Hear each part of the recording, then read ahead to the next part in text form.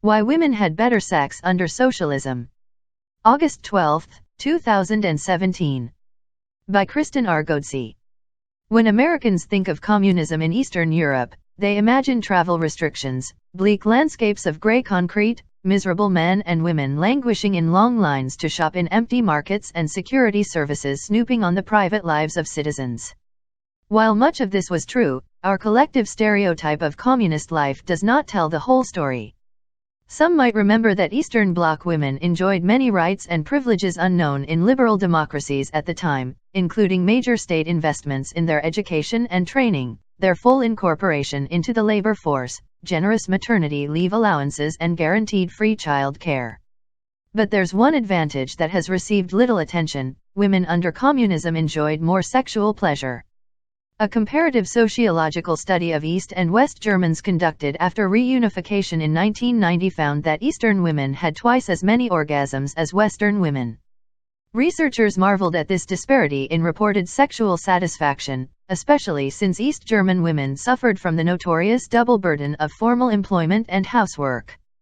In contrast, post-war West German women had stayed home and enjoyed all the labor-saving devices produced by the roaring capitalist economy.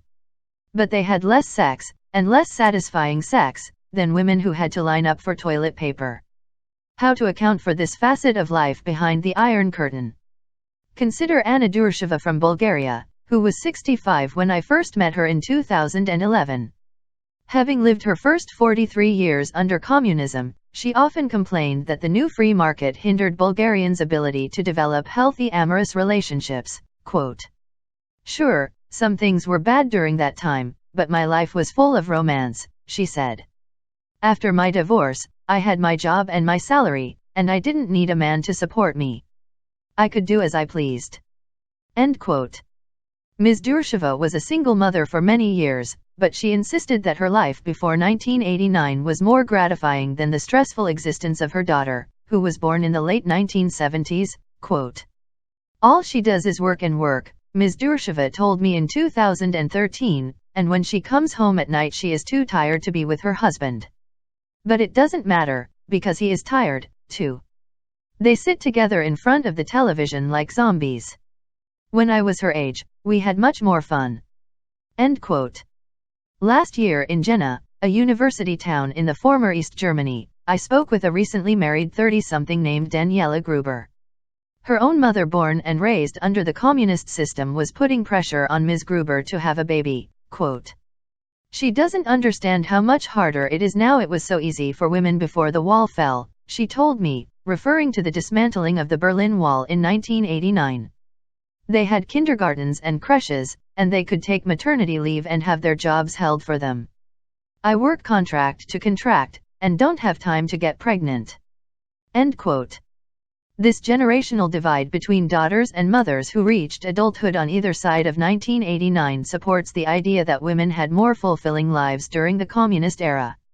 And they owed this quality of life, in part, to the fact that these regimes saw women's emancipation as central to advanced scientific socialist societies, as they saw themselves.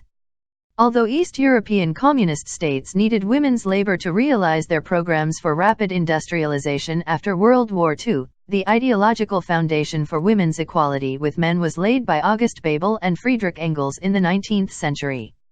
After the Bolshevik takeover, Vladimir Lenin and Alexandra Kollontai enabled a sexual revolution in the early years of the Soviet Union, with Kollontai arguing that love should be freed from economic considerations. Russia extended full suffrage to women in 1917, 3 years before the United States did. The Bolsheviks also liberalized divorce laws, guaranteed reproductive rights, and attempted to socialize domestic labor by investing in public laundries and people's canteens. Women were mobilized into the labor force and became financially untethered from men. In Central Asia in the 1920s, Russian women crusaded for the liberation of Muslim women. This top-down campaign met a violent backlash from local patriarchs not keen to see their sisters, wives, and daughters freed from the shackles of tradition. In the 1930s, Joseph Stalin reversed much of the Soviet Union's early progress in women's rights, outlawing abortion and promoting the nuclear family.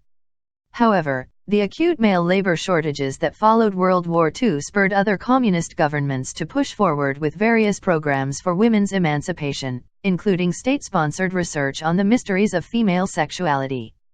Most Eastern European women could not travel to the West or read a free press, but scientific socialism did come with some benefits. Quote, as early as 1952, Czechoslovak sexologists started doing research on the female orgasm, and in 1961 they held a conference solely devoted to the topic. Kateřina Lišková, a professor at Masaryk University in the Czech Republic, told me. They focused on the importance of the equality between men and women as a core component of female pleasure. Some even argued that men need to share housework and child rearing, otherwise there would be no good sex. End quote. Agnieszka Kosińska, an associate professor of anthropology at the University of Warsaw, told me that pre-1989 Polish sexologists didn't limit sex to bodily experiences and stressed the importance of social and cultural contexts for sexual pleasure. It was state socialism's answer to work-life balance. Quote, even the best stimulation, they argued, will not help to achieve pleasure if a woman is stressed or overworked, worried about her future and financial stability. End quote. In all the Warsaw Pact countries, the imposition of one-party rule precipitated a sweeping overhaul of laws regarding the family. Communists invested major resources in the education and training of women and in guaranteeing their employment. State-run women's committees sought to re-educate boys to accept girls as full comrades, and they attempted to convince their compatriots that male chauvinism was a remnant of the pre-socialist past. Although gender wage disparities and labor segregation persisted, and although the communists never fully reformed domestic patriarchy, communist women enjoyed a degree of self-sufficiency that few Western women could have imagined. Eastern Bloc women did not need to marry, or have sex, for money.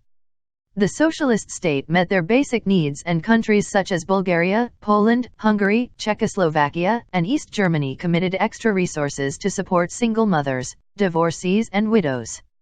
With the noted exceptions of Romania, Albania, and Stalin's Soviet Union, most Eastern European countries guaranteed access to sex education and abortion. This reduced the social costs of accidental pregnancy and lowered the opportunity costs of becoming a mother. Some liberal feminists in the West grudgingly acknowledged those accomplishments but were critical of the achievements of state socialism because they did not emerge from independent women's movements, but represented a type of emancipation from above. Many academic feminists today celebrate choice but also embrace a cultural relativism dictated by the imperatives of intersectionality.